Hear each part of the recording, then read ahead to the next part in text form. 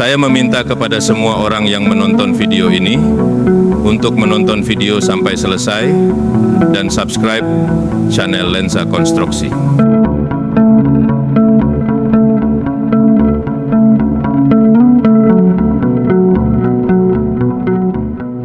Setelah perayaan Hari Kemerdekaan Republik Indonesia pada 17 Agustus, perhatian publik dan pemerintah kembali tertuju pada pembangunan Ibu Kota Negara, IKN Nusantara di Kalimantan Timur. Proyek ambisius ini bukan hanya simbol dari niat untuk memindahkan pusat pemerintahan dari Jakarta yang padat, tetapi juga sebuah langkah strategis dalam upaya pemerataan pembangunan dan mengurangi beban Jakarta.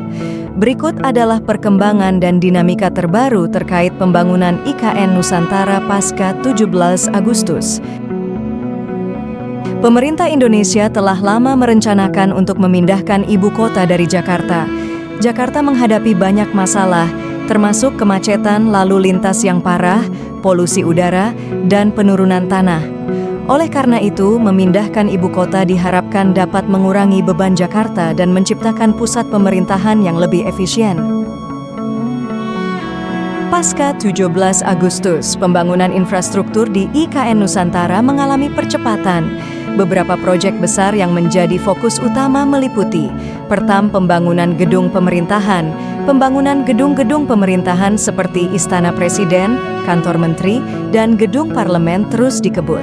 Rancangan arsitektur gedung-gedung ini memperhatikan aspek keberlanjutan dan ramah lingkungan, sesuai dengan visi IKN sebagai kota hijau. Kedua, transportasi dan aksesibilitas. Proyek transportasi besar seperti jalan tol dan bandara sedang dalam proses pembangunan.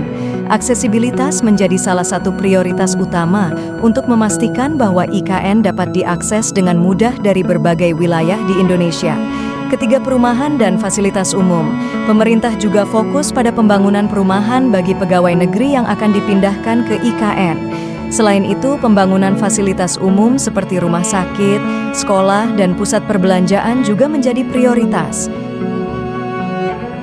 Meskipun ada kemajuan signifikan, pembangunan IKN tidak lepas dari berbagai tantangan. Beberapa hambatan yang dihadapi antara lain: pertama, pendanaan. Pembiayaan proyek IKN memerlukan dana yang sangat besar. Pemerintah terus mencari investor dan mitra internasional untuk membantu pendanaan proyek ini.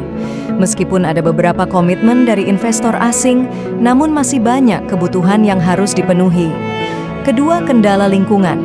Pembangunan di Kalimantan Timur menghadapi tantangan lingkungan yang signifikan. Deforestasi dan dampak terhadap habitat alami menjadi perhatian utama. Oleh karena itu, pemerintah bekerja sama dengan ahli lingkungan untuk memastikan pembangunan dilakukan secara berkelanjutan. Ketiga, sosial dan budaya. Memindahkan ibu kota juga berarti memindahkan ribuan pegawai negeri dan keluarganya. Adaptasi sosial dan budaya menjadi isu penting yang perlu diperhatikan untuk memastikan integrasi yang mulus antara penduduk lokal dan pendatang baru. Pemerintah berkomitmen untuk menjadikan IKN sebagai kota pintar, smart city, yang mengintegrasikan teknologi canggih dalam setiap aspek kehidupan. Beberapa inisiatif teknologi yang sedang dikembangkan meliputi: pertama, infrastruktur digital. Pembangunan jaringan internet berkecepatan tinggi dan infrastruktur digital lainnya menjadi prioritas untuk mendukung operasional pemerintahan dan kebutuhan masyarakat. Kedua, sistem transportasi pintar. Implementasi sistem transportasi pintar yang mengintegrasikan kendaraan otonom, transportasi publik efisien, dan solusi mobilitas lainnya diharapkan dapat mengurangi kemacetan dan meningkatkan efisiensi transportasi. Ketiga, energi terbarukan. IKN dirancang untuk menjadi kota yang menggunakan energi terbarukan. Pembangunan pembangkit listrik tenaga surya dan angin sedang dalam proses, dengan tujuan mengurangi ketergantungan pada energi fosil. Melihat kemajuan dan komitmen yang ada, masa depan IKN Nusantara tampak cerah.